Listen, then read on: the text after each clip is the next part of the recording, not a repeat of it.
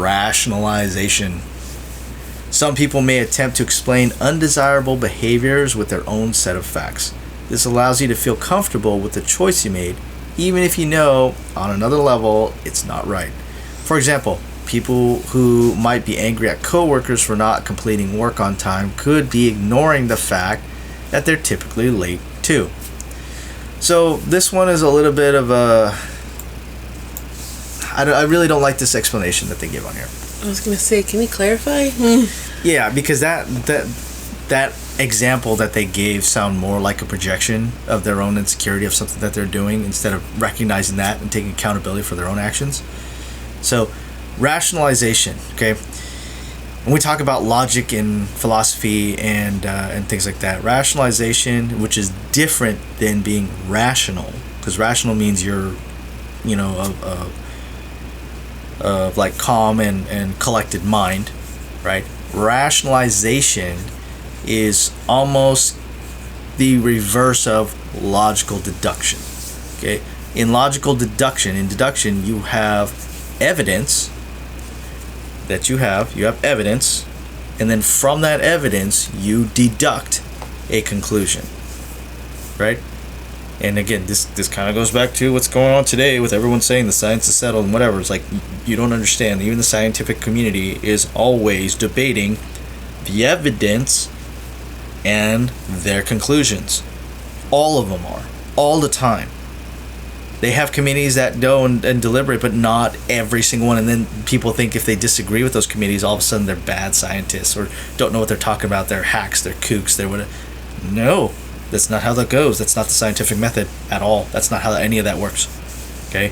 But that's because evidence of what they found, the bits of evidence, form a conclusion afterwards. That is the deductive process. That is the best way to try to conclude for theories or what you're studying, and to give you grounds for whatever conclusions you have or any points that you have.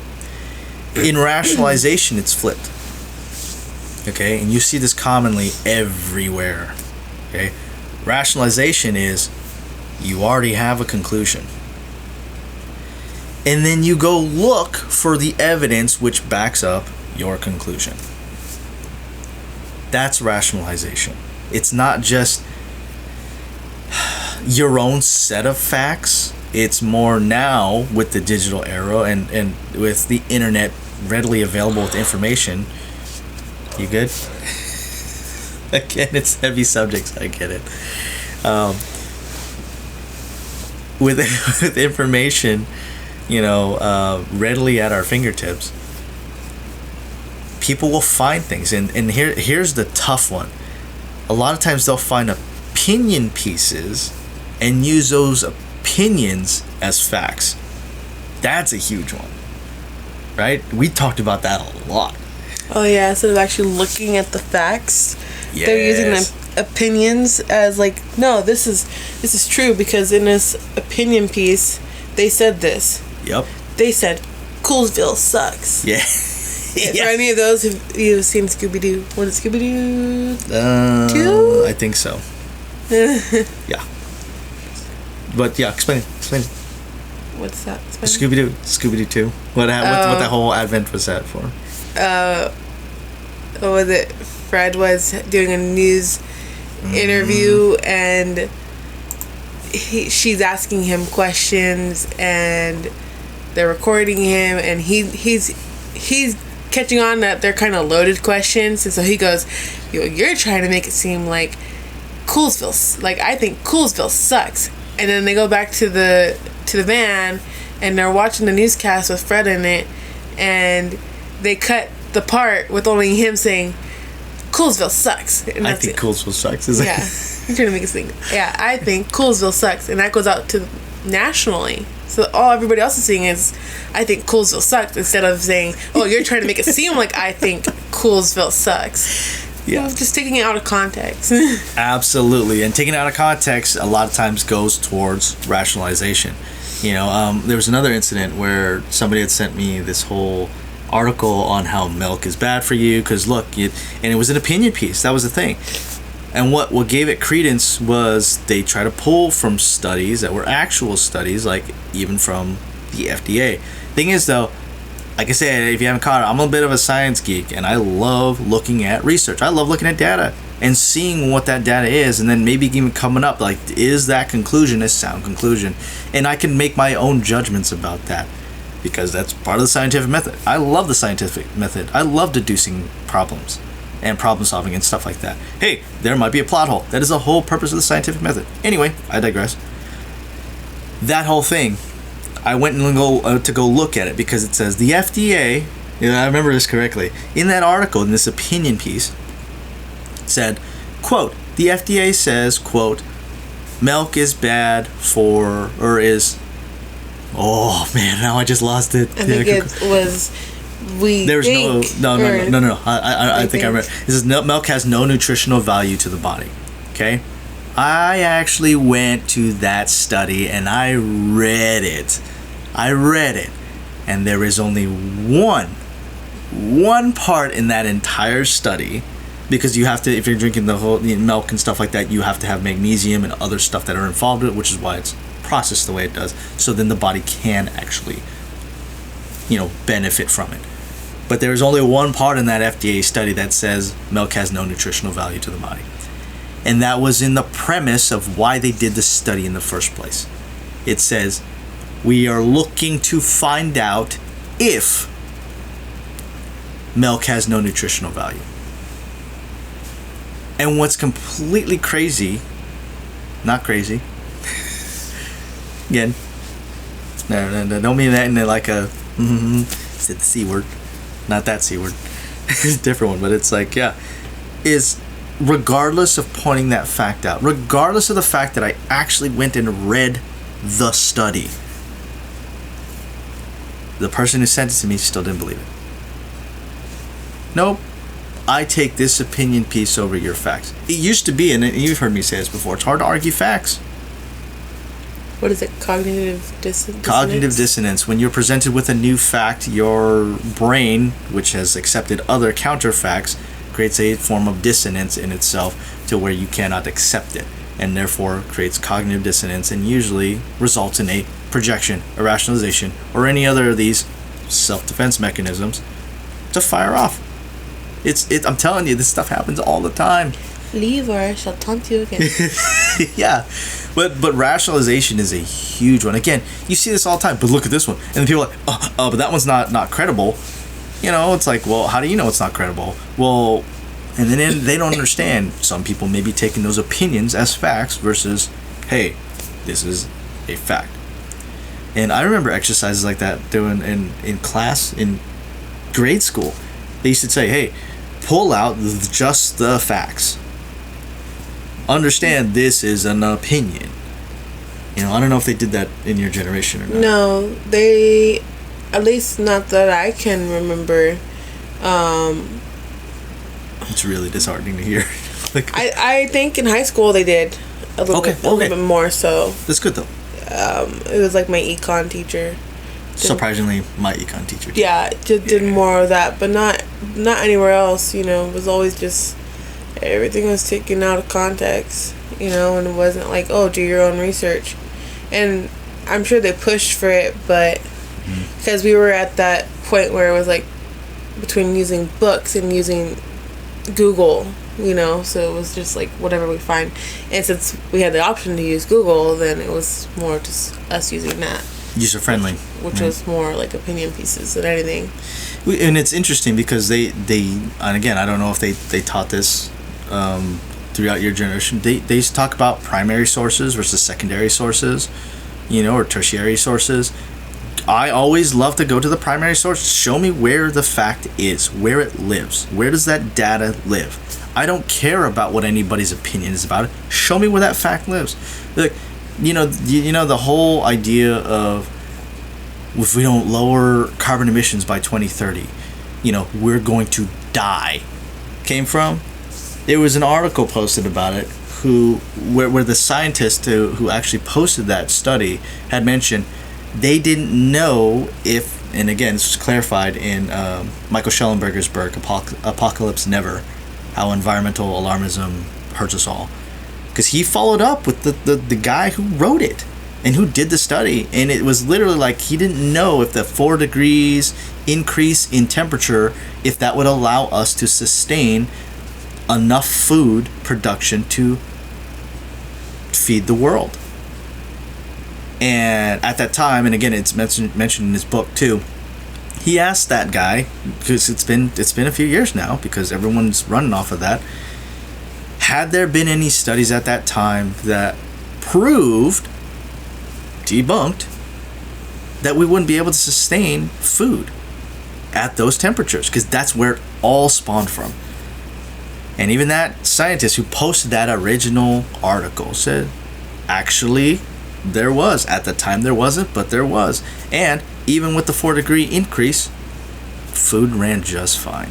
In fact, I think, and I might be wrong, I'll have to go back through that book again, I think he said production increased. I'm almost certain they mentioned that production actually increased with that.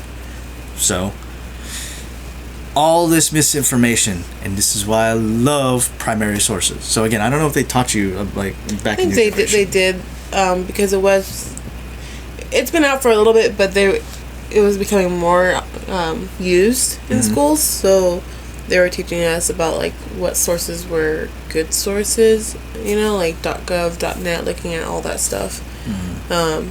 But being a high schooler and having Wikipedia available to you was really helpful.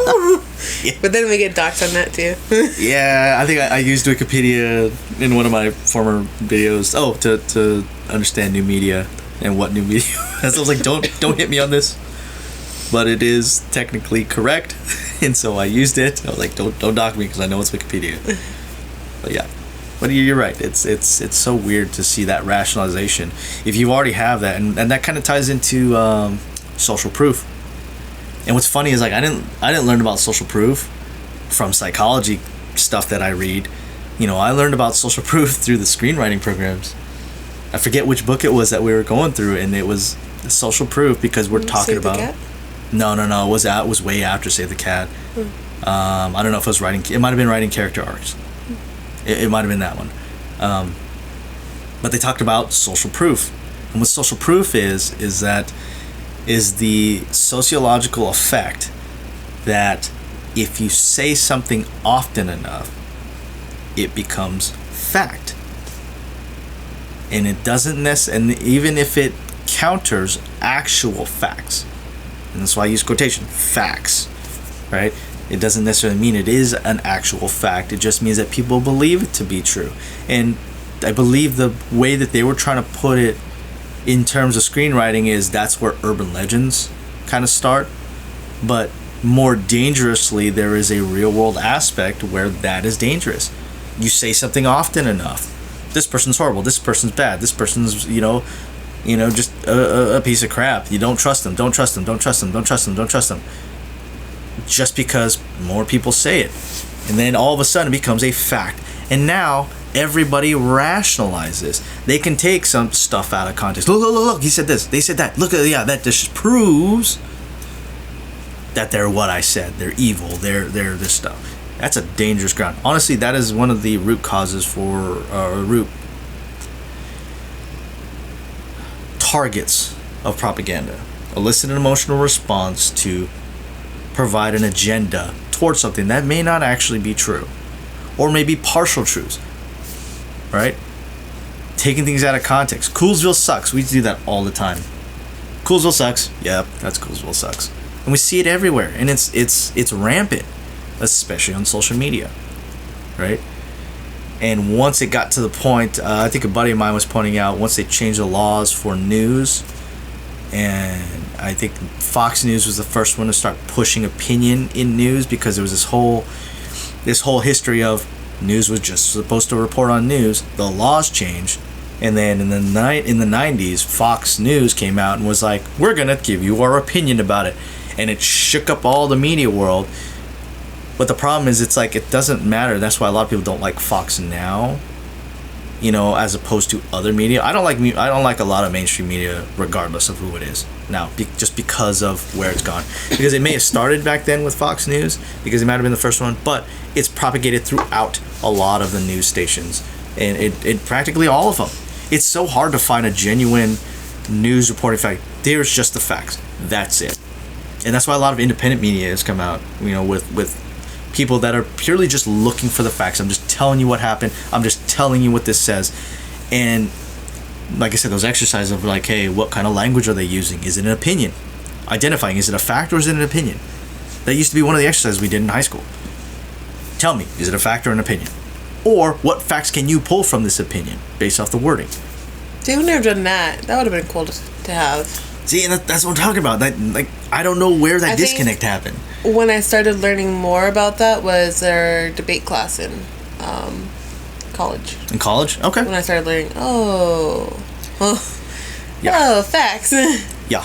So yeah, it's such a weird precedence that's here, where people take that, and like I said, I'm very cognizant of what type of language people use. The loaded questions. It's like that whole thing. Excuse me, sir. When was the last? When was the last time you beat your wife? Right? And all of a sudden, he's a wife beater. He's a wife beater. No, that person wouldn't be asking if it wasn't a fact or even on the table. Loaded question. It's a loaded question. Yeah. Again, and then they're saying like, whoa, no comment. You see that, folks? He had no comment. He did not even want to admit that this evil person is actually someone who beats his wife, because who would admit that to a lowly news reporter like me? You see what I'm saying? These things can be twisted so much. And this is the whole reason why the ratings for news stations have gone down. It's reality TV. It is reality TV, absolutely. And that's the thing. It's entertainment. Newscasters are no longer people who convey news. They are entertainers. And as such, they can be flamboyantly wrong in directing hatred and negative feelings towards a person, a party, a group of whoever, instead of just reporting the facts. That's why it's super dangerous. That's why you get people like me and other people talking about like, well, it's just propaganda. Why? Is it eliciting an emotional response? Is it driving you to believe something that may or may not be true? That was the thing too. Any of these interviews that people are like, look, it's edited this way. I'm an editor. I know what it's like to cut dialogue and take things out of context and make it seem like Coolsville sucks. That's what we do. We build stories off of that. So I go to source material. Show me the whole thing. Does it take a long time? Absolutely. But in watching those, I can go, oh. And again, using a lot of the systems that we use to try to understand where someone's coming from, listening to understand, not listening to reply. Now we can start going, okay, did they actually mean that, what they're trying to say? I can see where it can be maybe misconstrued that way, but maybe this person's not like that, or they're just, they meant it in a different light. And you can kind of tell. It's really not that difficult to tell when somebody is just kind of doing something just to be dumb, and they're trying to be funny and it didn't really come off as funny. It's like, oh, Coolsville sucks. Screw that guy. It's huge. The next one's on this list. Anything else on rationalization? Because I'm huge on why people, that use rationalization instead of deductive logic to come to their conclusions, and primary sources and all this. All this ties together. It's so asinine to think that people don't do this on the regular. Hey, thanks for checking out my video on here. If you like the content that I'm putting out, please be sure to like and subscribe down below and add a comment, because I'd love to see what your guys' thoughts are on this sort of content and these topics that I'm putting out there. All right, until next time, stay golden.